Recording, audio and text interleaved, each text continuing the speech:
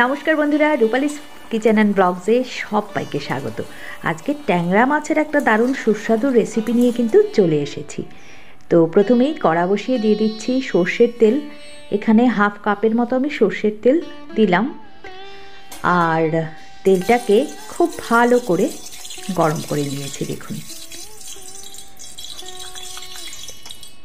তো এখানে ট্যাংরা মাছ ভালো করে কেটে ধুয়ে পরিষ্কার করে লবণ আর হলুদ গুঁড়ো মাখিয়ে রেখেছিলাম। আমি এখানে 300 গ্রামের মতো ট্যাংরা মাছ নিয়েছিলাম। তো এবার গরম গরম তেলে মাছগুলোকে লাল লাল করে ভেজে তুলে নেব। তো একবারই কিন্তু আমি সবগুলো মাছ ভাজবো না, তাহলে পরে মাছ ভেঙে যেতে পারে। তো 50% মাছ আমি আগে ভেজে তুলে নেব, তারপর সেকেন্ড ব্যাচে আমি বাকি মাছগুলো ভেজে নেব। তো তেলের মধ্যে ছেড়ে দিলাম মাছগুলো। এইবার মাঝারি আঁচে নেড়ে চেড়ে লাল লাল করে ভেজে নেওয়ার পালা। ট্যাংরা মাছের এই রেসিপিটা হলে কিন্তু গরম গরম ভাতের সঙ্গে আর কিছুই লাগে না। তো দেখুন, ফার্স্ট রাউন্ডের মাছ ভাজাটা কিন্তু কমপ্লিট। সেম প্রসেসে আমি বাকি মাছগুলোকেও ভেজে নেব।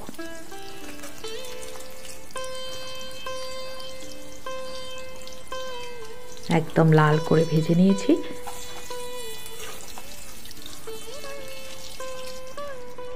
এবারে বাকি মাছগুলো আমার ভাজা হয়ে গেছে। দিয়ে দিলাম সেম তেলের মধ্যেই ফোড়ন দিলাম আমি রসুন কুচি।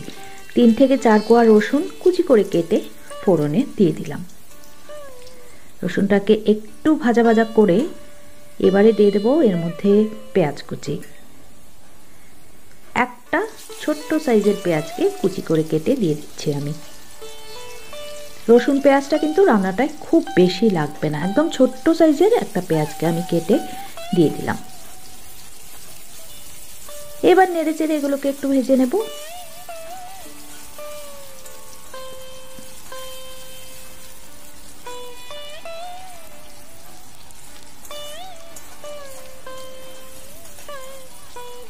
তবে পেঁয়াজ কিন্তু খুব বেশি কড়া করে ভাজতে হবে না, জাস্ট পেঁয়াজে একটু কালার আসবে ততক্ষণই ভাজবো।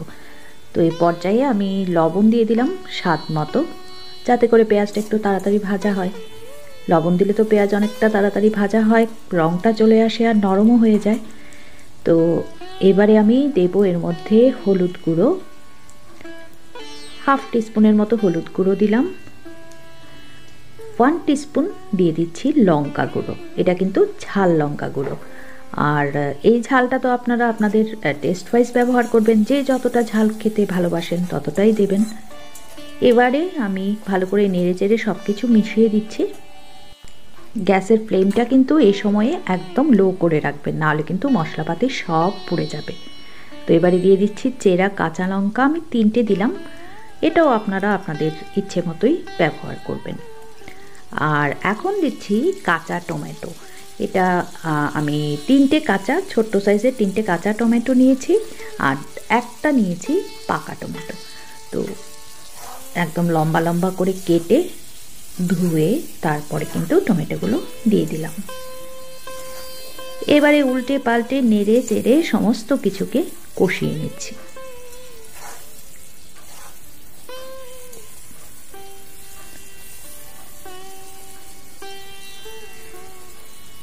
এখন আমি সামান্য একটুখানি জল দিলাম। এখানে হাফ কাপের মতোই কিন্তু আমি জল দিয়েছি।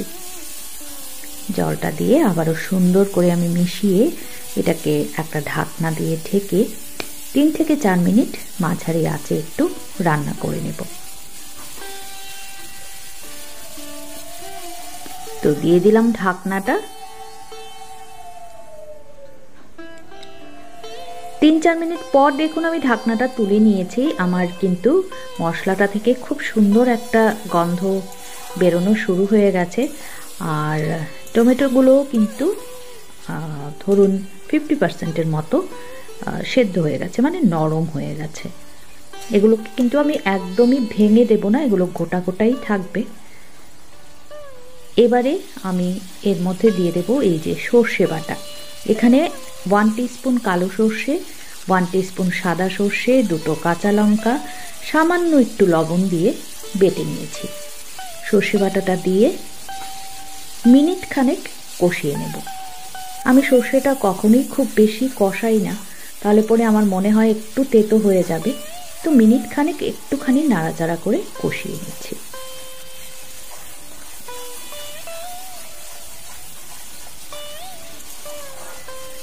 দেখুন রংটা কতটা ভালো এসছে এটার।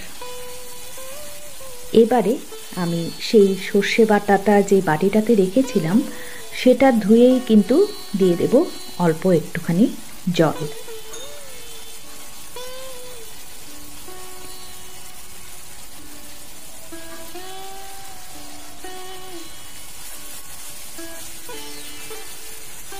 তো জলটা দিয়ে আবারও খানিকক্ষণ মিশিয়ে নেব।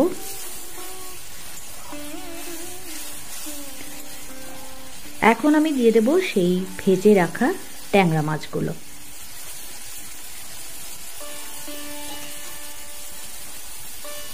তো সমস্ত ট্যাংরা মাছগুলো আমি একে একে ঝোলের মধ্যে দিয়ে দিচ্ছি।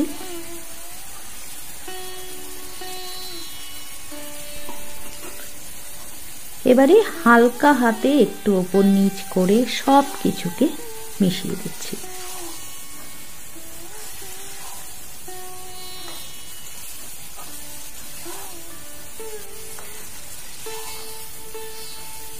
একটুখানি জাস্ট ঝোলের সাথে মাখামাখি করে নেওয়া, যাতে মাছের মধ্যেও মশলাপাতি ঠিকঠাক ঢুকে যায়, সেই জন্য।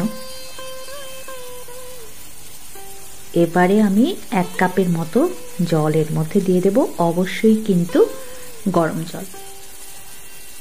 তো 1 কাপ গরম জল দিয়ে দিলাম, কারণ এটা কিন্তু খুব বেশি ঝোল থাকবে না, একটুখানি গা মাখা মাখা হবে, তাহলেই কিন্তু খেতে খুব ভালো লাগে। তো ভালো করে সব কিছু ঝোলের মধ্যে ডুবিয়ে দিলাম। দেখুন ঝোলটা কিন্তু ফুটে উঠতে শুরু করে দিয়েছে।